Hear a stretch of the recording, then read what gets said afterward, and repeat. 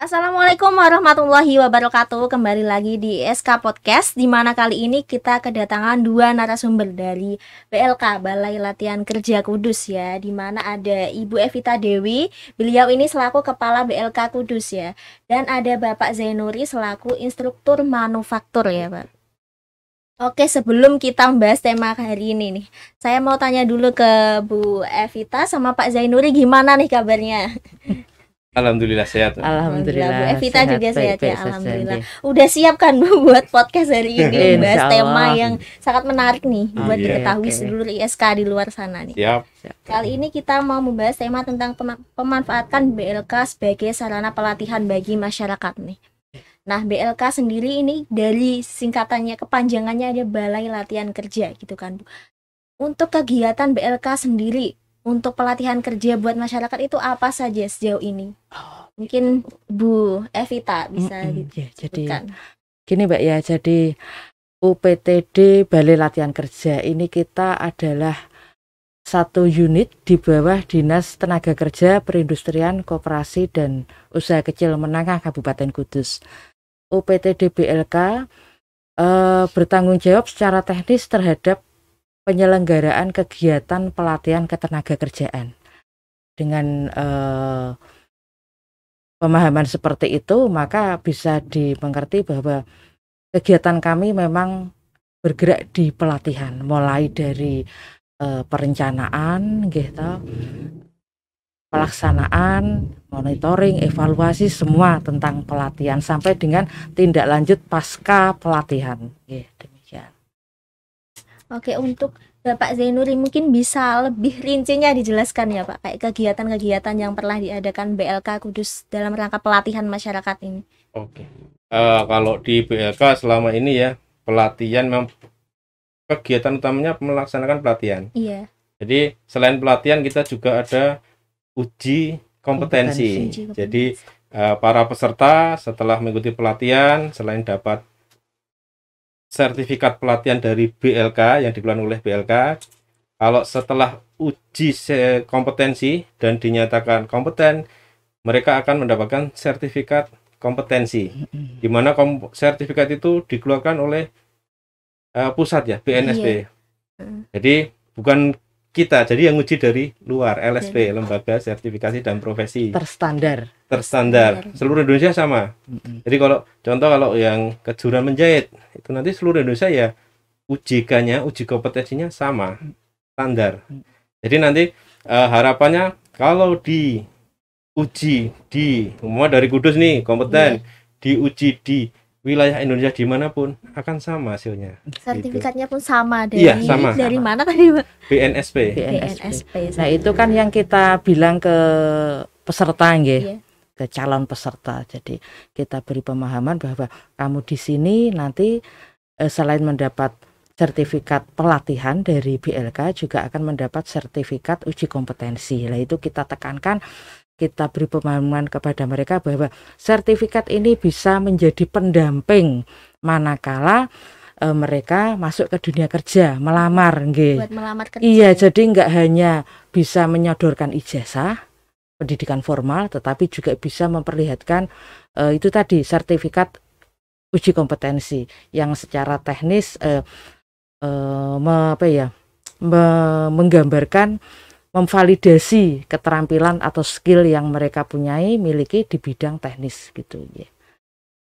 Oke, kalau untuk sasarannya sendiri kayak siapa yang ikut pelatihan sendiri itu gimana sih Bu? Ada aturannya atau enggak? Oh ya, jadi karena pelatihan yang kita selenggarakan itu 90% bersumber dari dana DBHJHT, dana bagi hasil cukai hasil tembakau, maka kita merujuk pada regulasi yang ada, Peraturan Menteri Keuangan nomor 215 tahun 2021. Nah, jadi di situ dijelaskan bahwa sasaran kegiatan pelatihan adalah satu, petani tembakau, yang kedua buruh rokok, ketiga buruh rokok ter-PHK, selanjutnya adalah masyarakat lainnya yang ditetapkan, yang diatur dengan keputusan kepala daerah. Nah, untuk ini Bupati Kudus telah mengeluarkan peraturan bupati Yang mengatur hal itu mengatur tentang jenis penyelenggaraan pelatihan. Di situ dijelaskan bahwa yang bisa mengikuti pelatihan selain kriteria yang tadi saya sebutkan adalah masyarakat Kudus yang berusia minimal 15 tahun. Kemudian sehat jasmani rohani, punya minat yang kuat untuk mengikuti pelatihan dan bukan anggota aktif TNI, Polri maupun ASN. Demikian. Oke. Ada lagi Mbak tambahan ya Bu. Iya. Selain itu kita juga ada pelatihan yang bersumber dana dari kementerian. Dalam hal ini kita sebagai BLK Kudus itu binaan BVP Semarang. BVP Semarang. Apa itu Balai Pak? Besar Vokasi dan Produktivitas. Oke. Nah, itu dari istilah balai BLK-nya kementerian di Jawa Tengah itu. Tingkat Jawa Tengah. Ya. Jadi kalau yang dari sumber dana kementerian itu lebih luas. Ya. Jadi tidak ada mengkhususkan masyarakat Kudus, masyarakat Pati, Jepara enggak. Itu semua masyarakat yang berminat boleh. Backgroundnya apapun. Mau lulusan SD, SMP, SMA. Yang penting minat, niat mengikuti pelatihan sampai selesai. Oke, yang penting memang ada niat, ada minatnya gitu. Iya, betul. Untuk pendaftarannya sendiri itu gimana Pak buat yang mau ikut? Ya, kalau yang mau ikut bagi masyarakat Kudus dan sekitarnya atau yang berminat mengikuti itu satu bisa datang langsung ke BLK. Iya. Nanti akan dibantu sama admin pendaftaran kita atau lewat aplikasi. Aplikasi apa namanya? Kalau yang dari dana yang kementerian itu dari Sisnaker, Sistem Informasi Ketenagakerjaan. Jadi harus bikin akun dulu di Sisnaker. Nanti di situ setelah bikin akun, punya akun nanti di situ bisa milih. Saya mau ngikuti pelatihan apa toh? Bisa milih nggak hanya di BLK Kudus, mau ngikuti di BLK manapun bisa.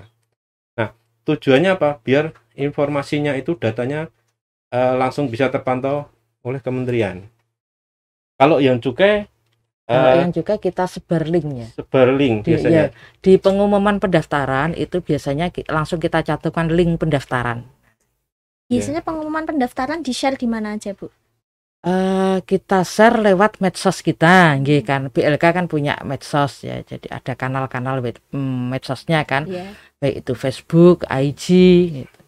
Maupun kita kan juga ada grup WA alumni. Ya.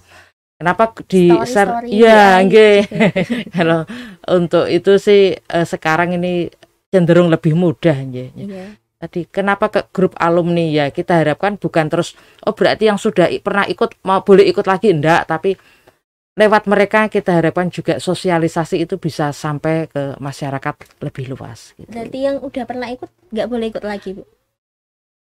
Kita prioritaskan yang lain dulu ya. Kesempatan yang lain. Yang sudah ikut silakan aplikasi keterampilannya dulu, jangan terus ikut. Dimanfaatkan dulu aplikasi dulu, ngaten. Untuk tadi kan yang ikut kegiatannya sudah ada aturannya, Bu. Kalau kegiatan pelatihannya sendiri itu menentukan gimana, Bu? Kok bisa ada pelatihan ini gitu? Iya, jadi gini, Mbak. Kita dalam menyusun rencana pelatihan itu kita ada beberapa pedoman atau konsideran, Satu, kita punya workshopnya, punya bengkelnya, punya sarprasnya. Yang kedua, kita punya SDM-nya, misalnya kayak Pak Zainuri ini, ada instrukturnya. Kita ada instruktur manufaktur, instruktur pengelasan, instruktur jahit, otomotif, beberapa. Dan yang patut kita banggakan, beberapa instruktur kita itu sudah pernah menjuarai kompetisi keterampilan instruktur nasional. Berarti beliau benar-benar yang berkompetensi di bidang jadi sudah banyak ya Mas ya, dari beberapa itu sudah 4 orang ya. 4 orang pernah menjuarai kejuaraan KKIN itu. Selanjutnya yang menjadi pertimbangan kita untuk menyelenggarakan satu pelatihan adalah selain kita punya sarpras, punya SDM, adalah minat dari masyarakat. Nah, dari mana kita tahu? dari hasil survei, dari hasil wawancara kayak gitu. Selanjutnya adalah kebutuhan industri ya Mas ya. Industri. Nah, kita ada kegiatan yang namanya TNA, Training Need Analysis. Nah, jadi kita menjalin komunikasi dengan dunia industri, perusahaan, kira-kira alumni kejuruan apa sih yang kamu butuhkan? Nah, itu yang akhirnya kita buat program pelatihannya, demikian. Kalau misal dari masyarakat gitu Bu, Mm-mm. mau Mm-mm. ada pelatihan apa gitu, terus diajukan ke BLK, itu berarti boleh kan? Boleh. Boleh. Ada lagi yang informasi kita buka pelatihan itu Iya. ada yang dari hasil musrenbang. Oh ya. Ya, biasanya kan Oke. kalau ada musrenbang di sampai kecamatan ya Bu, Kecamatan, kita nggih. ada diundang, jadi kita mendapat masukan dari masyarakat ingin pelatihan apa. Kalau memang tahun ini ternyata ada pelatihan kejuruan yang diinginkan, bisa langsung kita fasilitasi, kita istilahnya kita arahkan bikin proposal kalau itu kelompok. Iya. Kalau individu silahkan langsung daftar, langsung di BLK Langsung di gitu. BLK. Iya. Berarti BLK juga menerima saran gitu ya dari masyarakat Pak, mau Iya, diadakan pelatihan apa Iya, gitu. iya. Nanti BLK langsung lapor ke pusat atau gimana gitu Pak sistemnya? Kalau yang sumber dana cukai Iya. itu kan biasanya kita perhatikan juga SDM tadi, Sarpras dan SDM. Umpama SDM-nya kita belum ada nih instruktur yang PNS, nanti kita carikan tenaga yang profesional di bidang itu. Contoh kemarin barista ya Bu, Iya, barista kita nggak ada nih, workshopnya pun kita Pernah belum. ada pelatihan barista juga? Ada. Ada, nggih. tahun ini ada, awal tahun kemarin. Ah, Nah itu kita juga cari dari pihak yang profesional, yang bisa mengajarkan, dan hasilnya memuaskan.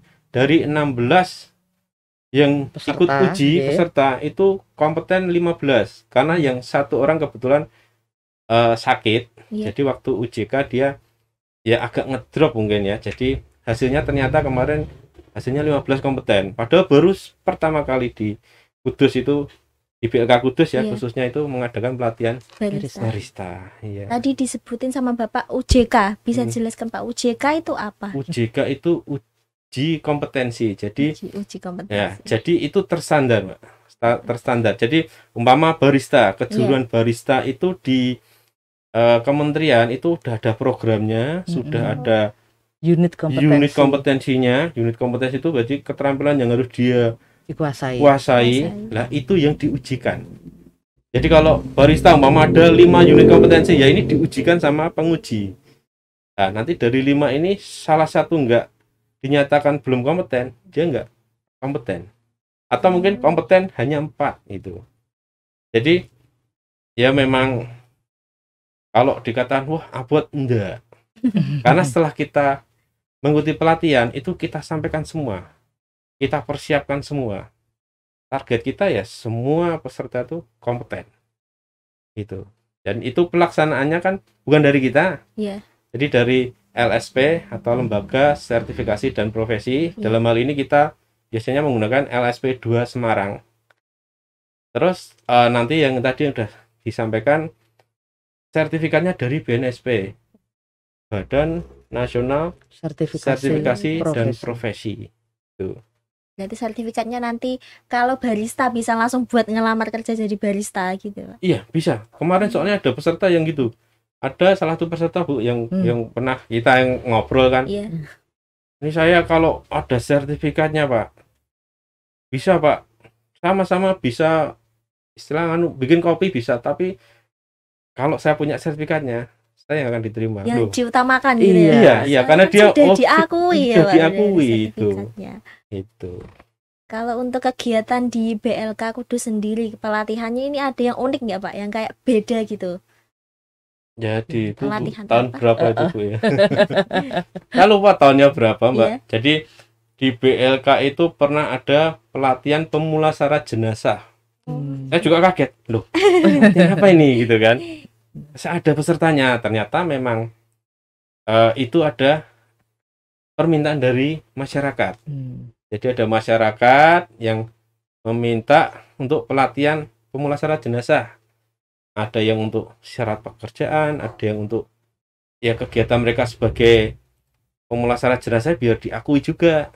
Akhirnya kita adakan. Dan alhamdulillah kuotanya 16 ya terisi gitu. Karena memang sudah komitmen mereka kan, memang ternyata niatnya benar dan kita fasilitasi dan hasilnya ya memuaskan gitu. Ya, hasilnya memuaskan. Ngomong-ngomong soal hasil nih ya, Bu Evita nih.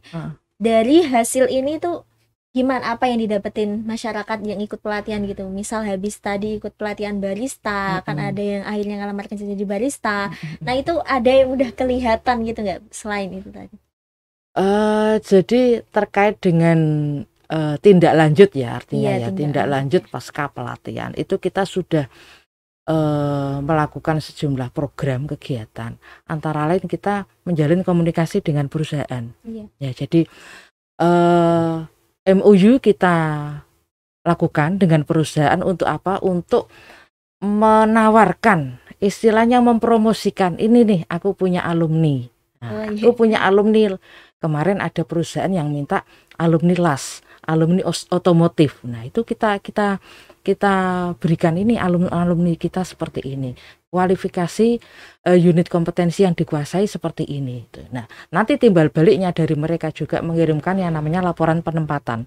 Itu sangat berguna bagi kami di Dinas Tenaga Kerja.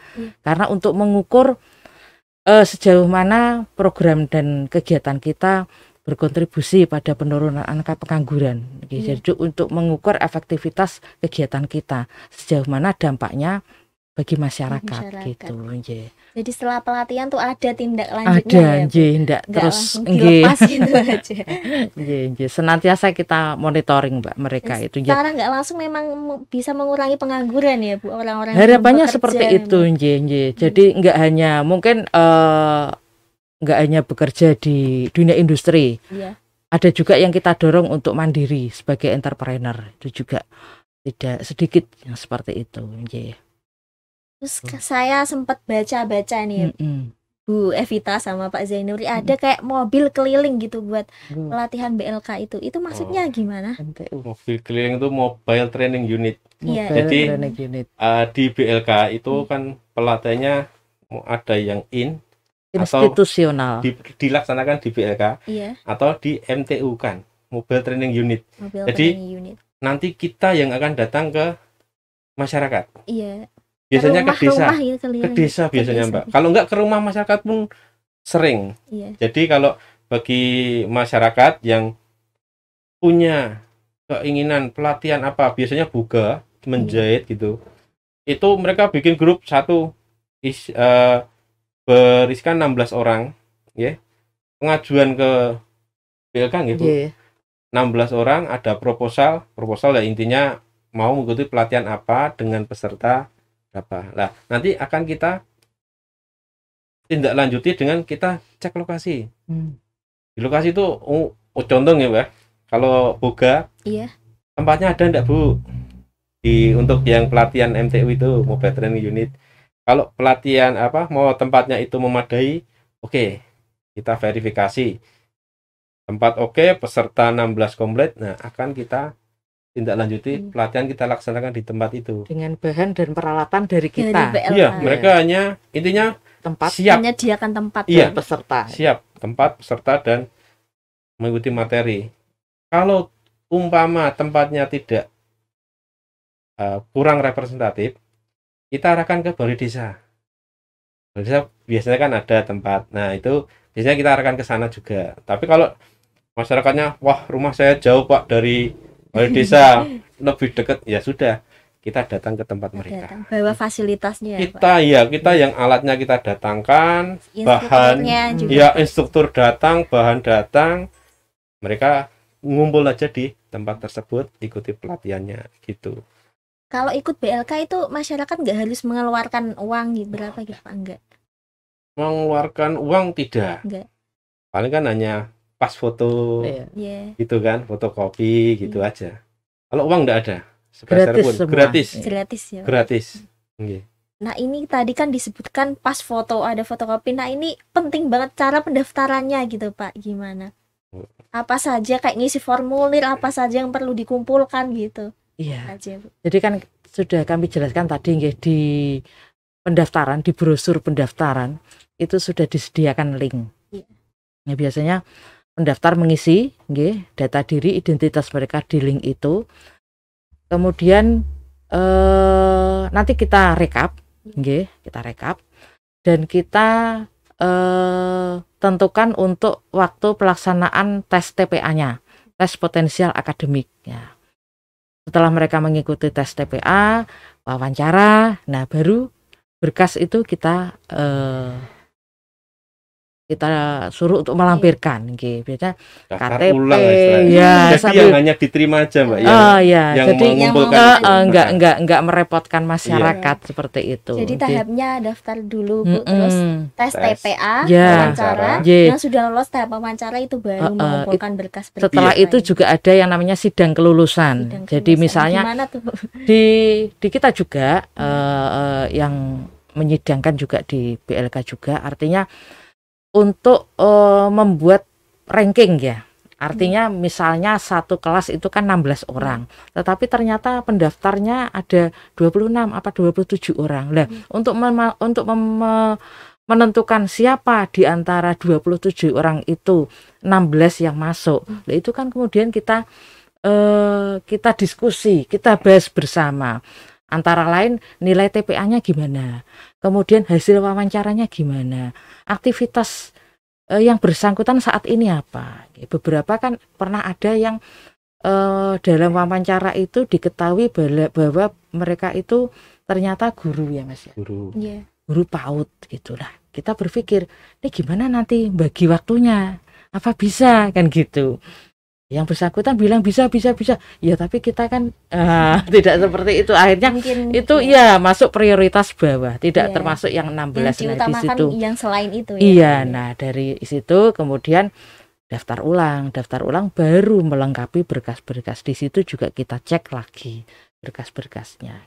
Berarti istilahnya kayak diseleksi gitu ya, Bu. Ya, Nggak nggih. semua pendaftar itu lolos. Oh, enggak. Seleksinya itu mandang itu tadi hasil TPA, melihat wawancaranya, Nggih, hasil kesibukannya. kumulatif kan Mbak, komprehensif Iya. semuanya kita pertimbangkan. Mungkin itu sama minatnya juga ya, Bu. Betul. Iya, itu yang paling penting itu. Seriusannya. Minatnya, nggih. Karena kan udah minatnya. difasilitasi, udah ada Iya. instruktur Iya. alat-alat Iya. gitu. Kalau dari orangnya nggak serius juga Iya, percuma juga jangan sih. sampai hanya Mengisi waktu. Iseng.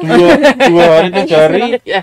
udah nggak ikut lagi, bosen. Iya. Pelatihannya kan lama ya, Pak? Iya, Iyalah, paling cepet berapa? 12 hari. 12 hari. Jadi Paling itu cepat pelatihan 12 apa? hari. Kelihatannya Google. forklift ya Mas ya? Forklift. Forklift. Yang tahun Iya. ini ya. Heeh, nggih, tahun ini. Tahun ini. Forklift. Kalau yang paling lama apa, Bu? Kelas. Kelas. 43 hari. Pengelasan. Pengelasan. 43 hari. Nggih, paling lama itu. Itu tanggapan dari masyarakat gimana, Bu? Terkait pelatihan tersebut. Nggih, tanggapan dari masyarakat kita mengukurnya atau melihatnya bisa dari atensi mereka terhadap pendaftaran ya. Iya. Itu sangat tinggi sekali. Bahkan sempat kejadian kita buka itu 2 ring ya, kita buka untuk ya Mas ya dulu itu Jahit atau buka? juga sama yang berbasis IT gitu loh. Ya. Komputer. Iya. Ini Operator komputer. operator komputer, nggih, operator komputer sama buga. Itu semula kita pikir ini buga sih ini yang nanti Iya. memenuhi kuota gitu. Ternyata operator komputer duluan yang memenuhi kuota sampai lebih sampai istilahnya jauh dari kuota yang ditetapkan yang mendaftar.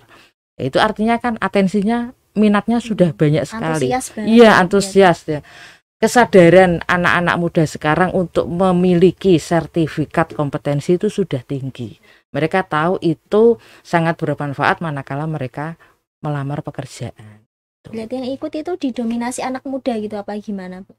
Kalau itu Bulan sesuai tertentu. ya, sesuai Sesuai dengan itu program program. kejuruannya, nggih, sesuai dengan program kejuruannya. Jadi di BLK itu kita punya ada workshop Mm-mm. komputer, Mm-mm. Iya. bahasa, Mm-mm. buga, jahit, menjahit, mekanika, manufaktur, otomotif. otomotif motor, otomotif mobil, kelas. Hmm. Itu ada workshopnya, ada instrukturnya. Tapi kita kelihatannya di luar itu banyak ya Bu. Banyak sekali. Nah, itu tadi mengakomodir dari Masyarakat. masyarakat. Iya. Iya. Jadi kita adakan ya contohnya tadi Mbak yang barista, Iya. terus hidroponik. Hidroponik Iya, ada. itu ada itu kan. Iya. Kita nggak punya instrukturnya, tapi kita usahakan diusaha. bisa ya mengakomodir. Iya, kan antusias masyarakat tinggi banget katanya tadi ya Iya. Pak. Terus kalau misal pendaftarnya banyak banget gitu, pernah nggak kuotanya jadi dirubah gitu, dibanyakin gitu? Kalau bicara tentang kuota ini kan kita menyelenggarakan kegiatan dengan dasar anggaran negara aja, baik itu dari pusat maupun dari daerah kabupaten dalam hal ini. Maka semuanya itu kan sudah ada dokumen perencanaannya. Jadi sudah ada istilahnya, sudah ada plot-plotnya nggih. Kalaupun memang ada itu tadi pendaftar yang tidak terakomodir di tahun ini, ya kita beri pengertian untuk mengikuti kejuruan tersebut di tahun berikutnya. Karena Dikasih kita sudah rekomendasi kita Iya. sudah di ada tahun dokumen selanjutnya. perencanaan yang tidak bisa kita rubah dengan semau kita nggih, ngaten. Berarti itu ada kegiatan rutinan gitu Bu, kan tadi ada tahun selanjutnya gitu, apa gimana pelatihan? Nggih, yang jelas kan memang kita concern di pelatihan kerja Iya. nggih. Nah, cuman untuk kejuruannya itu mungkin yang senantiasa terus kita buka kan, yang atensi dari antusias dari masyarakat tinggi dan kebutuhan di dunia usaha tinggi, misalnya seperti jahit, boga, terus yang berbasis dengan komputer, terkait dengan komputer seperti itu. Oke. Untuk yang katakan yang unik-unik seperti tadi mungkin tidak tiap tahun ya. Iya, Ya, itu. request kayak aja. pemulasaran jenazah Nggih, itu. by Iya. request saja nggih. Gitu. Punya permintaan industri juga banyak ya Bu. Betul. Kayak seperti jahit. Jahit itu kemarin waktu kita di Semarang ya Bu, waktu launching apa itu kegiatan di Semarang itu kan dari industri itu Oh, iya, iya. jahit itu minta ada berapapun dari BLK, Siap menampung. dia siap menampung berapapun Mbak. Kita kan ya, kan kita tergantung masyarakat ya. Jadi Iya. kalau yang mau mendaftar silakan. Ini loh ada lowongan di Perusahaan garment, Ya, garment perusahaan garment. garment di Solo 3 gitu. Saat. Ya, mereka siap menampung berapapun. Berarti ada Gitu. koordinasi juga ya Pak antara BLK sama industri-industri gitu. Iya, ada sebagian yang sudah kita komunikasi. Jadi mereka intinya siap Pak menampung, terutama garment itu. Iya. Oke, menarik sekali kata dia Pak bahasanya mengenai BLK. Jadi itu kayak menyediakan pelatihan-pelatihan bagi masyarakat gitu ya Pak. Iya, Nanti juga dapat sertifikat, bisa Iya. dibuat ngelamar kerja, intinya berguna ya. berguna. Secara nggak langsung mengurangi pengangguran. Nah, sebelum saya tutup nih, dari Bu Evita sama Pak Zainuri mungkin ada closing statement sendiri buat masyarakat yang mungkin mau melatih kejuruannya, minat dia di BLK gitu. Mungkin bisa disampaikan. Jadi untuk masyarakat Kudus, terutama untuk kawula mudanya ya, jangan segan-segan untuk datang ke BLK ataupun untuk mencari informasi di media sosial yang dikelola oleh BLK. Ikuti terus informasi yang ada, dapatkan update pelatihan yang kita selenggarakan. Jadi tidak ketinggalan informasi manakala aku ingin pelatihan ini, tahu-tahu sudah tutup, tahu-tahu kuotanya sudah terpenuhi, itu kan sangat sayang sekali. Dan di tahun ini sangat banyak kejuruan yang kita selenggarakan ya. Mari untuk bersama-sama memanfaatkan apa yang sudah direncanakan, apa yang sudah tertera dalam dokumen perencanaan kegiatan Balai Latihan Kerja Kudus gitu. Mungkin ada dari Pak Zainuri atau Terwakili. udah terwakili sama Bu Evita. Sebelumnya saya berterima kasih banget buat Bu Sama-sama. Evita, Iya, Bapak Zainuri sama-sama. yang udah mau sharing-sharing ke Terima ISK kasih. Podcast hari ini ya. Saya juga minta maaf ya, mungkin banyak kesalahan perkataan. Kita juga minta maaf kalau ada yang kurang pas. Nggih. Oke, seluruh ISK, sampai sini saja ya bahasan kita tentang BLK ya, tentang BLK Kudus bersama Ibu Evita dan Bapak Zainuri. Sampai jumpa di ISK Podcast selanjutnya. Wassalamualaikum warahmatullahi wabarakatuh.